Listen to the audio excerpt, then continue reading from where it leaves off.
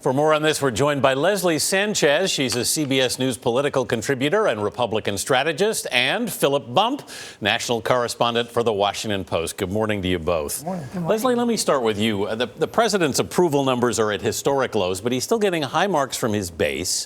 What are you hearing from Republican leadership? Sure. There's a mixed review, certainly, from Republicans. They're excited that he's been able to maintain the base. He's done some executive orders that have reversed a lot of the Obama policies, particularly as it relates to regulation on businesses. They like that the Supreme Court confirmation went rather smoothly. But when it comes to moving major legislation in Congress, there's a lot of consternation. They feel he's muscling his way through without garnering political support, and it's going to have political damage in 2018.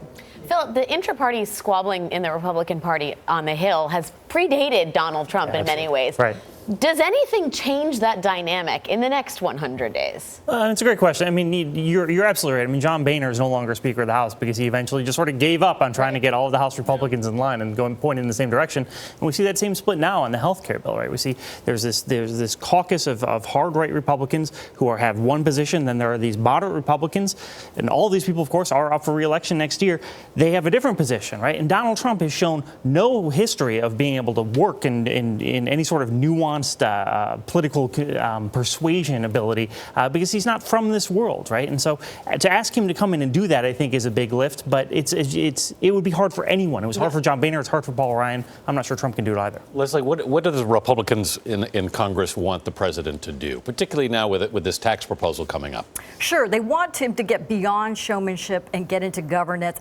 And I think it's interesting because internally you're hearing a lot of requests for the president to stop micromanaging the process. Now that he has a full cabinet, let him really rely on the resources there to go through, negotiate, do the deal making, but give political cover, especially to some of those vulnerable members who are concerned about shift in public opinion as it relates to ACA, the reforms you're seeing there, and the appetite's changing on some of these things. Are they any more optimistic that the tax plan is going to get through Congress? I think there is some optimism because of the confirmation of the cabinet, because the president's starting to get a rhythm around that. They really felt that the micromanaging kind of log jammed everything that they were trying to move forward. They had a lot of people waiting to go to work was the term, and now they feel they can do that. How badly does the president need this tax plan to go through?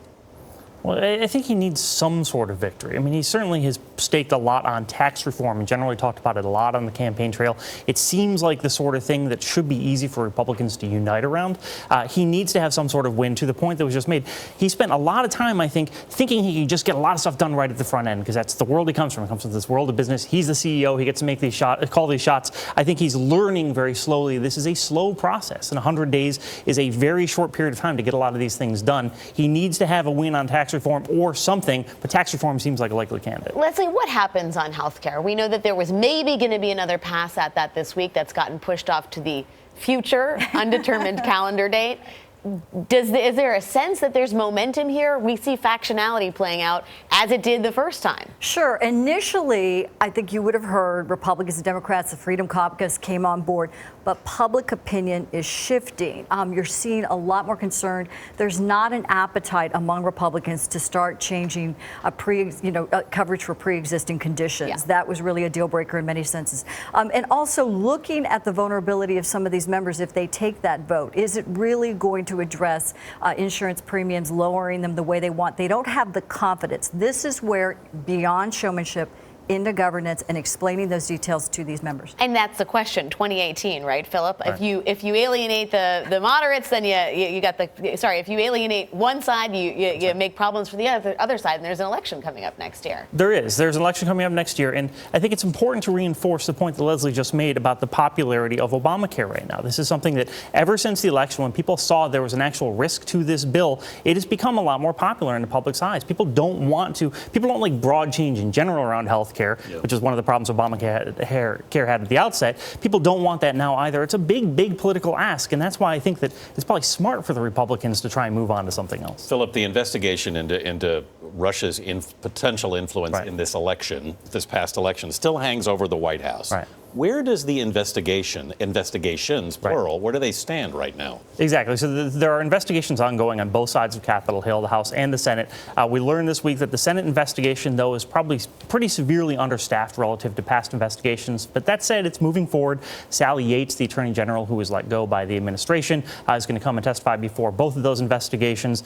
There is some indication that the public is starting to get a little tired of it. There's a poll out this week from Fox News showing that 57% of the country thinks it's time to move on. But one thing we learned, if you look at the Benghazi hearings, that's where the whole Clinton email server thing came from. So you never know what you're going to dig up. So there certainly is value for the Democrats in trying to keep this investigation going as long as possible. You never know. That could be a bumper sticker that every car For in the last America 2 years has. could be the bumper sticker. Absolutely. Leslie Sanchez and Philip Bump, thanks for your time. Of course.